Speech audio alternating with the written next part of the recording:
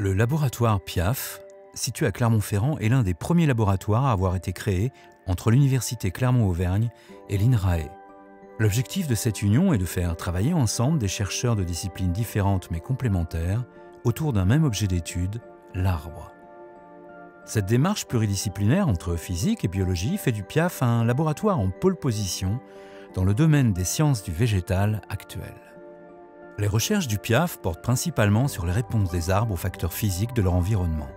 Les études s'intéressent à la croissance et au fonctionnement de l'arbre sur l'ensemble de son cycle annuel, avec une attention particulière donnée aux effets des fluctuations climatiques telles que les sécheresses, les coups de froid ou les tempêtes.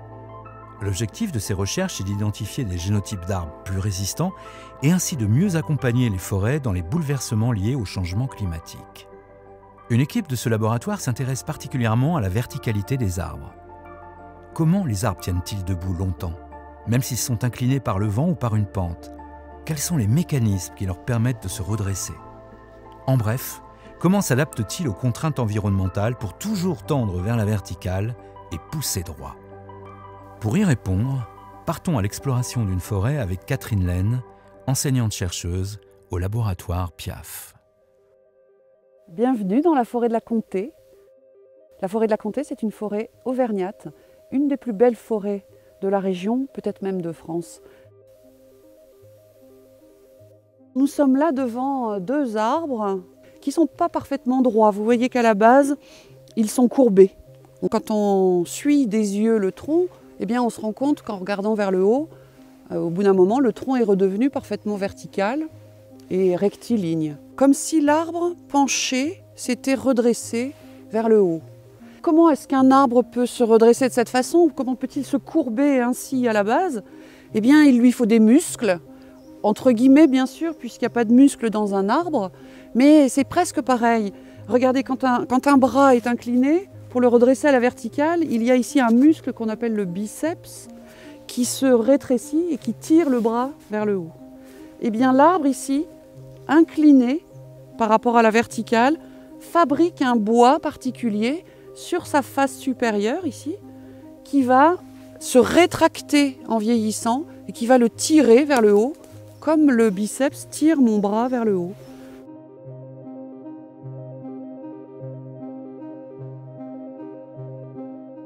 Ici, ce hêtre-là, tu vois, il est vraiment, il a des soucis dans la vie.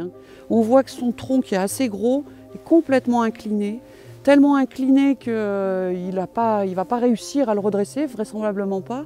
Et sa réponse, sa réaction pour retrouver la verticalité, c'est pas de se redresser finalement, mais c'est de se photocopier, de reproduire des troncs à partir de bourgeons qui étaient cachés sous l'écorce.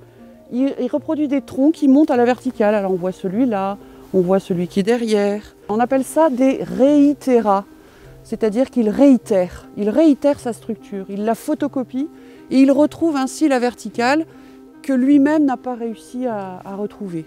Il y a plusieurs moyens, soit on se redresse, soit on réitère, mais de toute façon, on retrouve toujours la verticale. Un arbre, ça doit se tenir debout.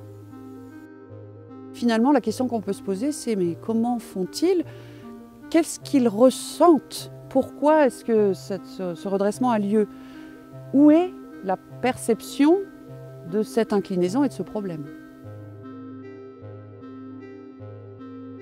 Les arbres en forêt, quand ils sont inclinés, suite par exemple à un coup de vent un petit peu trop important, ils ont tendance à se redresser. Les phénomènes que l'on connaît bien, c'est le fait que les arbres sont attirés par la lumière. Ils sont aussi impactés par le fait qu'ils sont inclinés, c'est-à-dire inclinés par rapport à la gravité. Et ça aussi, cette inclinaison, ils l'aperçoivent. Le processus de réorientation verticale fait appel à ces deux processus au moins, qu'il est impossible de séparer en forêt. Donc ici, ce qu'on va essayer de faire, c'est de séparer ces deux processus, l'attirance par la lumière et le fait qu'ils perçoivent leur inclinaison. La lumière, on ne peut pas l'enlever, on ne peut pas faire pousser un arbre dans le noir, il a besoin de lumière, c'est une source d'énergie pour lui pour croître et pour fabriquer les muscles dont a parlé Catherine pour se redresser. Donc au contraire, ce qu'on va faire, c'est qu'on va mettre de la lumière partout. On va en mettre de manière ce qu'on appelle isotrope, c'est qu'elle vient de tous les côtés, elle vient du bas, du haut, de manière complètement uniforme.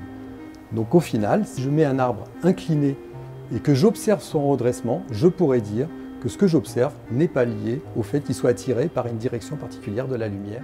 Ce qu'on va suivre tout au long du film, c'est ces différentes courbures et on va mesurer ces courbures tout au long de la croissance et en déduire un comportement qui est lié effectivement au fait que l'arbre perçoit son inclinaison et aussi on sait maintenant que les arbres perçoivent aussi leur propre rectitude. C'est ce qu'on appelle la proprioception. Alors comment l'arbre perçoit son inclinaison? En fait, il a des petites cellules dans lesquelles il y a des grains d'amidon et ces grains d'amidon sédimentent au fond des cellules. Et si l'arbre se retrouve incliné, ces cellules vont bouger, elles vont sédimenter à d'autres endroits de la paroi cellulaire et donc elles vont être à d'autres positions. C'est un véritable inclinomètre qui va indiquer à la cellule puis à l'arbre qu'il est incliné avec tel degré d'inclinaison.